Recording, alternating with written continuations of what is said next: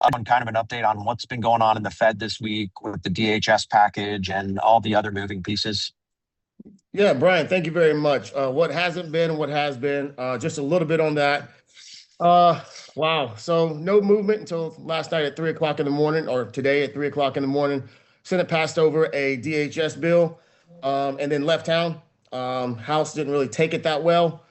So I don't think they have the votes to pass it today, nor do they have the procedure as far as going through rules, as far as 72 hours to read the bill.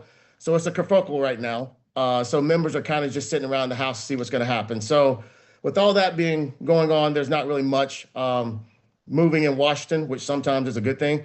But I want to get our TSA workers paid. I want to get everything that needs to get done so the government can function properly done. Brian, I will say that I had the opportunity earlier this week to go to Dallas for an event with about 30 members of Congress, where we got a chance. And, I went there just to listen, really get to know members, see where they were. The amount of members that came up to me and said, "Hey, what are we going to do on hemp? Hey, what are you guys thinking about?" The amount of members that say, I heard from farmers. I had a couple members. I had one member who said his son's friend, younger brother, has seizures, and this helps him with the seizure. And so those types of stories are making it back to members of Congress. And I would say members that I didn't think were interested in this issue are not only interested, they're talking about what regulatory framework would look like. So that's a really good thing because, again, I thought that this was an issue where maybe about 5 to 7, maybe 10 members in the House, maybe 2 to 3 members in the Senate would really be talking about, and then everybody kind of goes away along with it, and the White House weighs in. It's way bigger than that. It is way bigger than that. And so, yeah, Brian, I feel really good from those conversations because you could tell a lot of people they want to do something. They want to have thoughtful conversations. They want to have studies done that focus on cannabinoids through the appropriation process. They want a regulatory framework, and they want Congress to have time to do that. So everything that we've been asking for, right? There are members that aren't the ordinary members who are now starting to show interest. So keep it up. Keep up what you're doing as far as talking to your members of Congress, getting them informed, keeping them educated, because again, this thing's about to start rolling. So with that, I'll turn it back over to Brian. Yeah, thank you very much, Dwayne. I guess some news for everybody on this call. We are, as you guys have known, we've been saying over the last month and a half, we've been quietly working on with members of Congress to try to establish and create a proper regulatory framework for the industry so we can continue to thrive and succeed. As many of you guys know, we recently put out an economic impact study which has revised the number of American jobs that is at stake. We're looking at potentially, if we do not get a regulatory structure created within the next, I would say, couple of months. I mean, look, I just talked to a CEO of a hemp company earlier today, asking for some guidance and what I knew, because they're going to have to make really tough decisions, and some of you already are, in the next month to 2 months on winding down their business and starting to let go employees. As it is, some farmers have already made the decision not to plant, but a lot more farmers than we would have expected have said, hell yeah, we're going to plant. So hats off to those guys that wanted to take the risk. Without risk, there is no reward. To give everyone an idea of what we have been working on over the last month and a half, very quietly, is a bill that currently is in the middle of the discussion phase. It is going to be that proper regulatory bill we've been working through with a member of Congress. We've been trying to navigate with members of the Senate, other members of Congress, the administration, on what everyone thinks is acceptable, what everyone thinks is not. What does everybody really want? The resounding feedback that we have received from everybody at the end of the day is they want to protect minors. They want to make sure that seniors and veterans have access to the products they need. They don't want things that look like candy out there. These are all very, very reasonable things. There are some members that they're very set in their ways and they're stuck in the 90s. And there is that element. what we'll walk everybody through is what we can expect that will be forthcoming in a bill that will be introduced very soon. I'm not going to talk through some of the timelines on that. That's still to be determined, but I'll walk everybody through what is in the bill. And first, I do want to remind everybody what HIFA is. Hemp Industry and Farmers of America. We are a collection of free market advocates that are always going to fight for the most free market approach. We're going to protect every piece of the plant, the hemp plant, whether it is industrial. I want to remind my friends in the industrial space that we have their best interests always in mind. And as far as our friends on the consumable side, we're always going to advocate for the largest piece of the pie, the thing that gives consumers the most reasonable access to products. And by reasonable, I'm not talking like 1,000 milligrams. I'm not talking about that. I'm saying, if the plant provides it, we want to be able to advocate for it. We are not advocates of adding things that are not natural components found in the hemp plant. That is not what we advocate for. Just want to remind everybody that we've always been advocates of getting a good negotiation point and starting in a stronger position than some other folks in this industry have. Some folks have chosen very early on to throw in the white flag and negotiate at a very much lower milligram cap. We have never advocated for that, and we have never believed in that. We think that members have always needed to get the proper education, and we needed to have an initial starting point of a conversation before we actually got into the nitty gritty. So I'm just going to dive right in now and talk about some of the broader points that folks can expect to see in the bill. You're going to have it's going to be big on protecting minors. It's going to be big on providing access to millions of Americans, such as seniors and veterans who rely on products for wellness. There's going to be clear testing standards and the elimination of lookalike products in this. So all of this will be put into federal law. There will be a federal regulatory structure that will be created for that. There's going to be a bifurcation of the definition of hemp for both industrial use as well as consumable use. I would expect to see, actually, I know what you're going to see is the movement of away from total THC back to Delta 9. And I absolutely anticipate an increase in the total the Delta 9 THC, the Delta 9 level to move up from 0.3%. So our farmers, and that's the number one thing that we want to make sure that we're protecting is our farmers, because as it is, farmers are storing tens of millions of dollars of crop on any given harvest. A farmer is going to lose 5 to 15% of their crop because of how it is testing, because of how it tests, and that could be thrown off by rain. It could be thrown off by a very hot day, and these are just arbitrary numbers that were thrown into the initial farm bill. Which again, farm bill, great starting point. Hats off to Senator Mitch McConnell for the efforts he did on helping to create the industry. And him and Andy Harris, they had concerns about youth access when they closed their quote unquote loophole. I've never viewed it as a loophole. Our CEOs have never viewed it as a loophole. It has always been a market that was created by entrepreneurs who found opportunity when government gets out of the way. And so now this addresses all of those concerns. It makes sure that minors will not have access to these products. I would expect to see a 21 plus age in the products. I would expect to see a clear testing standards that are going to be established so that folks, from farm to shelf, the final product does not have pesticides or any toxic metals in it. These are things that are very, very good things for consumers. There's going to be clear labeling standards that are established for all of these products. There's going to be a registration period that will be introduced so that if you want to operate, at a federal level and be able to sell in states, there will be a registration and a period where you have to register within a certain time frame.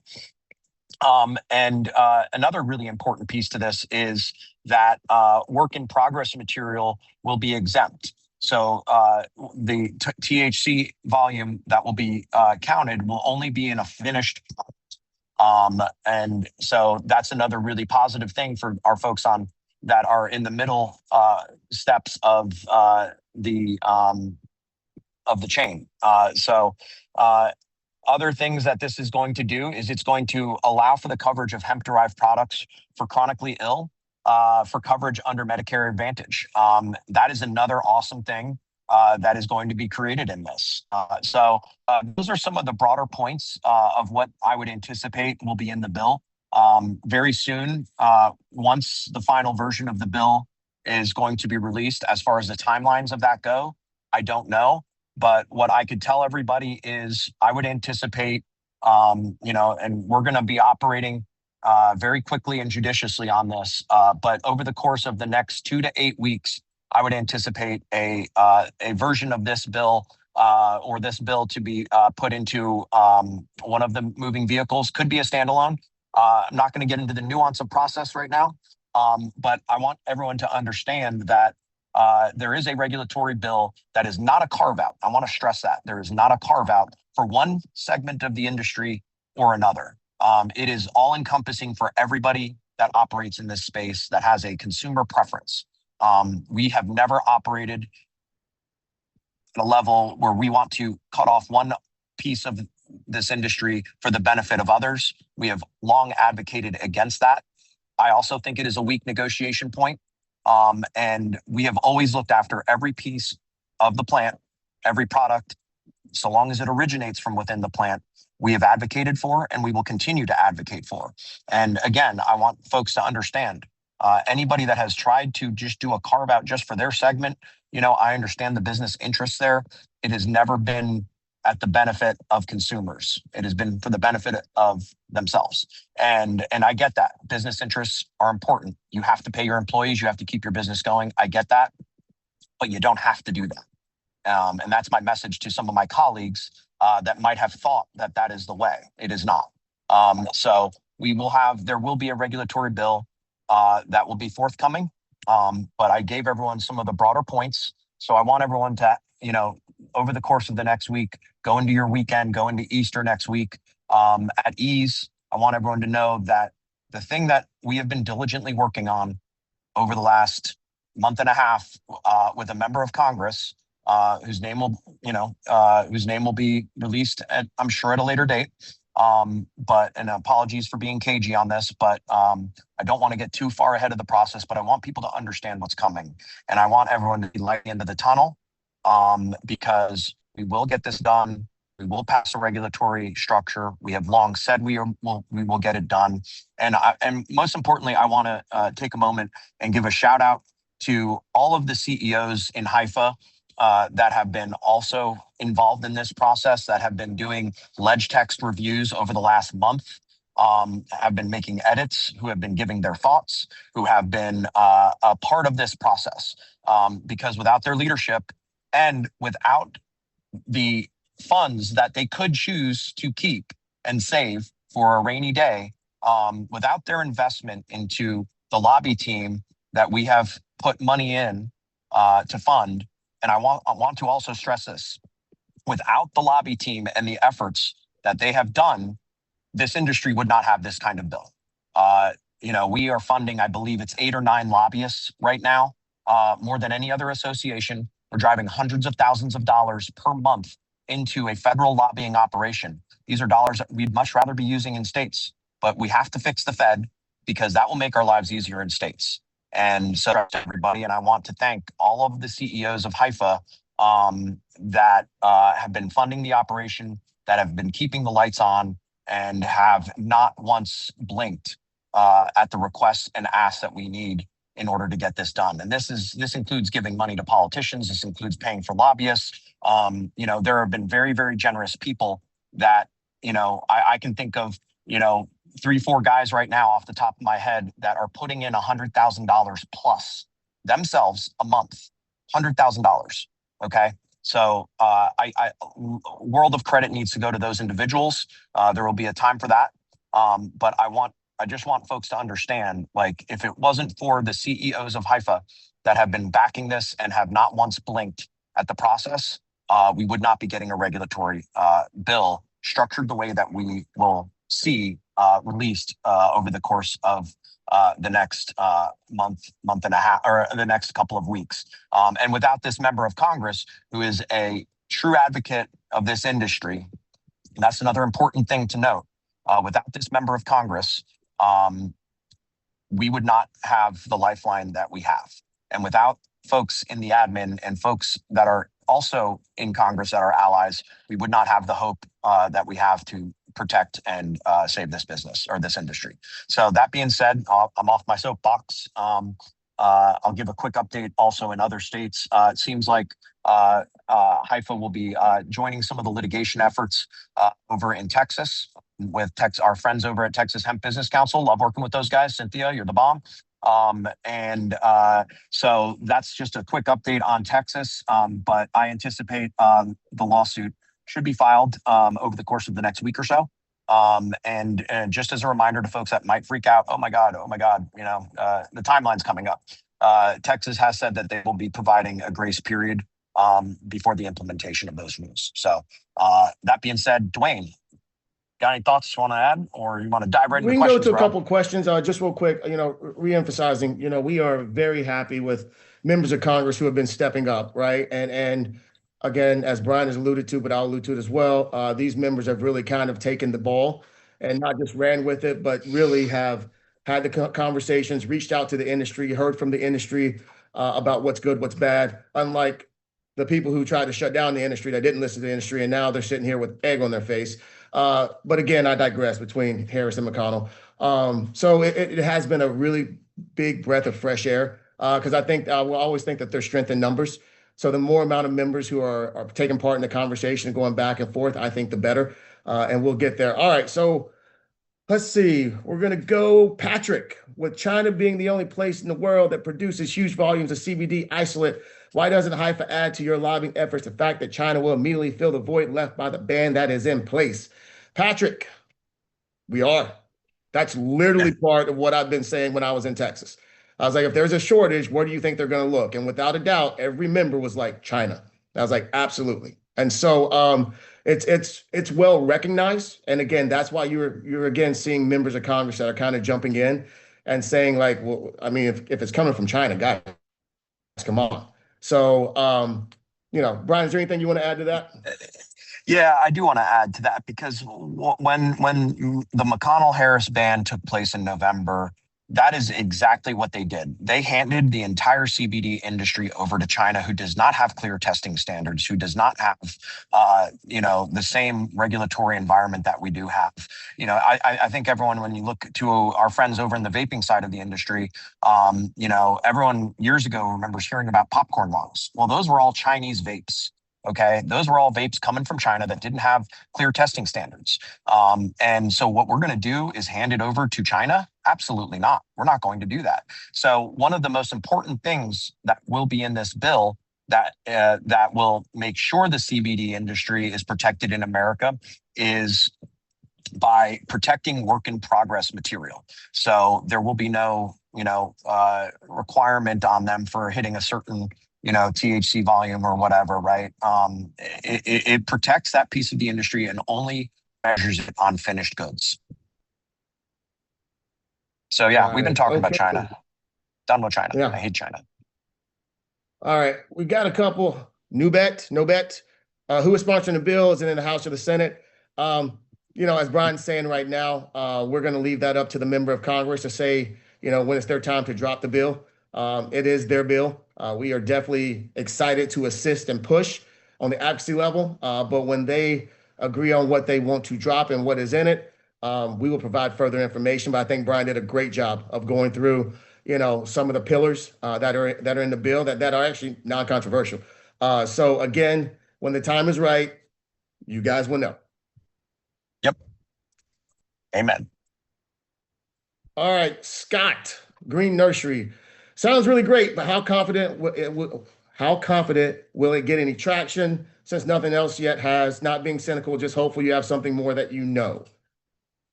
There is a lot more that I know. I'll go first. You want to go first? I was going to say there's a lot more that I know. There's a lot more that I know that I will not dive into. We provide what is what we think is reasonable intel to the folks that come on our calls. And we don't want to tip too much of our hand on things. We've known this is coming. We've alluded to it coming, and it's here, or it's still on the way, right? So as I've said on past calls, when it's go time, we're going to provide everyone with the talking points. We're going to provide everyone with the CTAs. We're going to provide all of you with the resources with the resources you need to be most effective in helping to get the message out. I promise you, our earned media gears are already in motion, and this will become a national story. Mark my word. And this industry, with 500,000 jobs at stake, will have to be protected, because this is going to be an election issue. And certain members of Congress that want to make sure this is not an issue that is used in potentially close races.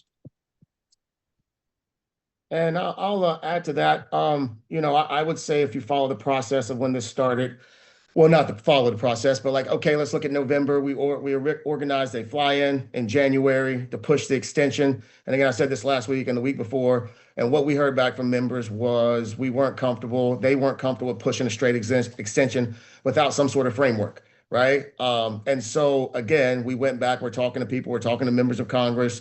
We're letting them talk amongst themselves.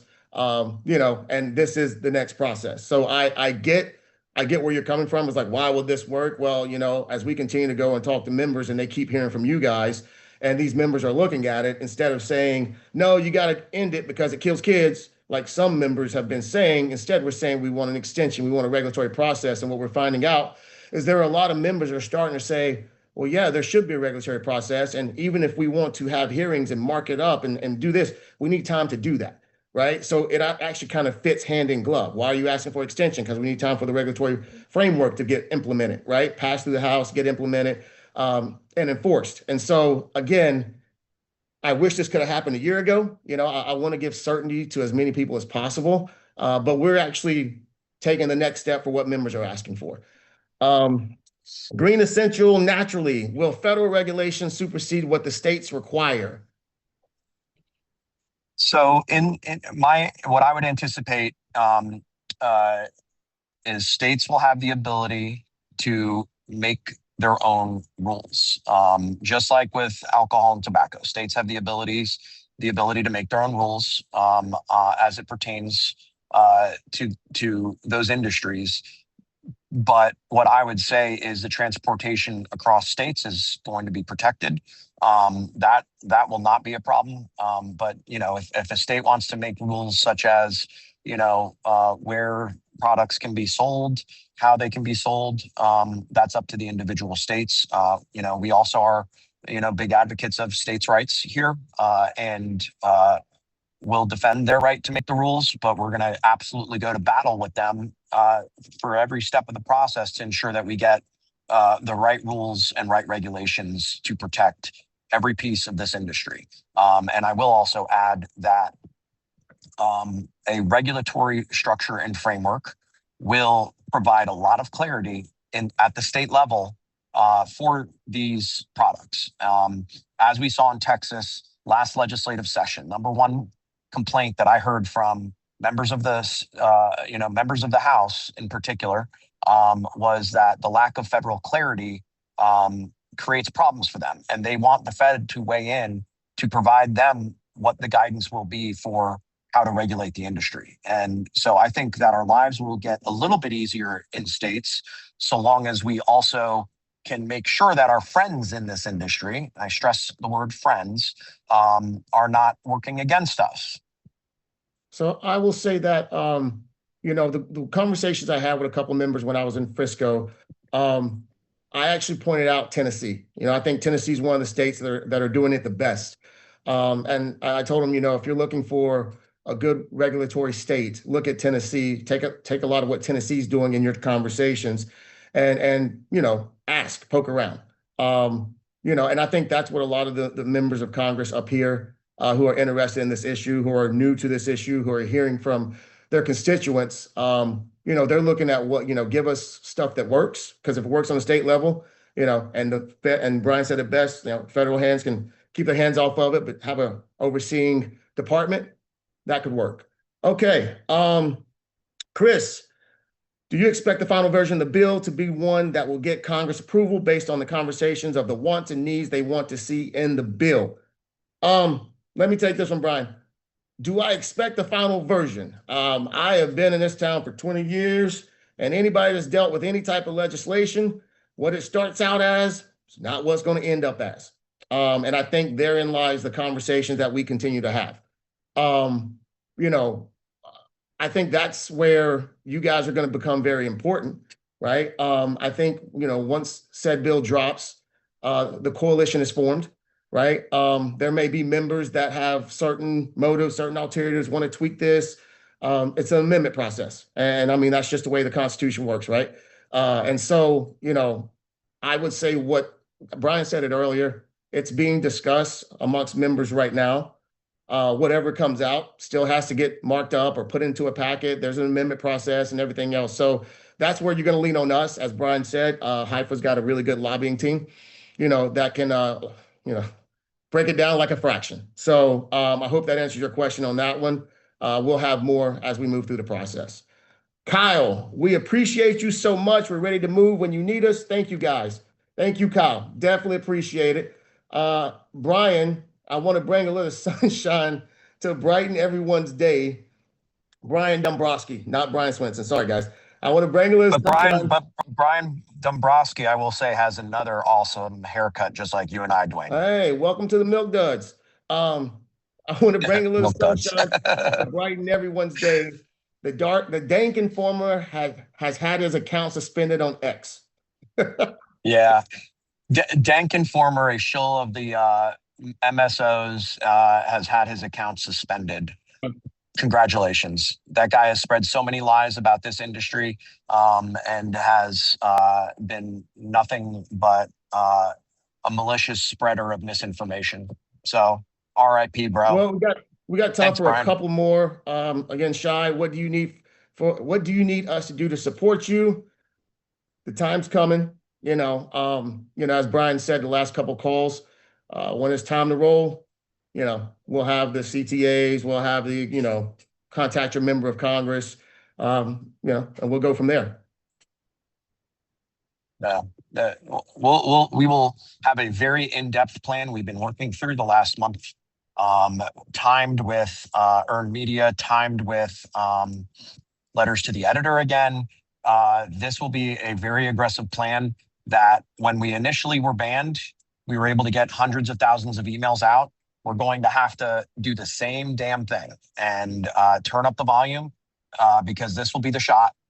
Like our jobs and careers depend on it. And for our consumers, their livelihoods, their ability to have a good night of sleep because of their chronic pain, and our veterans who, have chosen to utilize consumable hemp products over opioids and alcohol, and our soccer mom that might want a beverage because the kids are really loud in the background at home. So, okay, all those guys. And we got room for two more. And I apologize, we got a lot of people asking questions today. Is there a bipartisan element to this bill? This bill is very bipartisan. I will say, as the conversations that have been taking place are bipartisan. They're not just Republicans, not just Democrats. You've got not just Rand Paul, because I put him in a separate category. You've got individuals who are jumping in and talking regulatory language from both sides. You've got guys that have been doing it. Good Lord, White House. These guys have been doing it for 20 years, 30 years, right? And you got some newbies that have been doing it for 6 months, but when they get called by their hemp farmers or that veteran or that suburban mom, or that family member, they want to get involved. And I will give a lot of credit to some of these members who are getting involved. These are former state senators and state reps, right? So they're used to dealing with things on the state level, and they're seeing the good and the bad of the state level. And they're ready to work and say, okay, we can do this, this, and this. We can bring this in. What do you think about this? So you're not seeing people coming into the issue that don't have a background on getting things done. That's what makes me excited about this. People that I didn't expect to be inserting themselves in the conversation are starting to insert themselves in the conversation. And the best part about that too is, with the bipartisan coalition in Congress that we have assembled, it actually mirrors the bipartisan viewpoints of this issue nationally.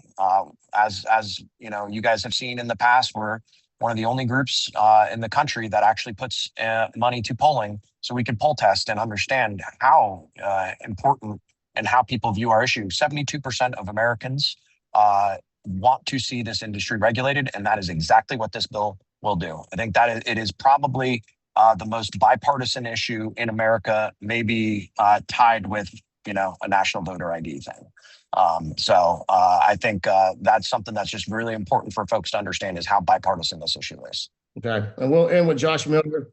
Does this mean we're officially seeing the light at the end of the tunnel instead of a funeral for the hemp industry? Sorry, I was coughing there. I'm not trying to anticipate. I think we have a pathway, right? Again, going back to what I said earlier when we started this, we heard what members were saying. We did the fly-in. Members told y'all during the fly-in, hey, we need to see some regulatory framework. We went to said members, other members. They've been talking to the industry of what that framework would look like. Now we're close enough to getting that introduced on a bipartisan level again, and we'll go, right? I'm not going to make anybody any promises. That's not what I do. But when I see a pathway, especially in DC, if you guys we're shut down, the DHS is shut down right now, right? But if you see a pathway, you get excited. I see a pathway. Yeah, absolutely. There's a pathway. If you want there to be light at the end of the tunnel, just look at the shine coming off of Dwayne and I's heads. That could be your light at the end of the tunnel, guys. No, but to Dwayne's point, we do see a pathway. It's a really good pathway. It is our best pathway yet that we have seen for this industry. It's not a carve out for any segment of the industry. It is a protection of the entire industry from industrial to consumable. And with that, I want everyone to just understand, stay tuned to your inbox. We may end up adjusting call times for next week due to the Easter holiday. I want everyone to know this weekend there's optimism. Please let your employees know that we have a pathway. Let folks know that it's going to take a lot of work, but this is a very scrappy industry, and a bunch of knife fighters that are willing to battle it out to protect their industry. Look, rarely in Washington, D.C., if ever, do you go from a complete ban of an industry to a regulatory structure within 6 months. It doesn't happen often, my friends. And so I want to thank everybody for all of the existing efforts that have taken place over the last several months. The folks that have spent time doing TV hits, that have written the letters to the editor, the folks that have sent out the CTAs.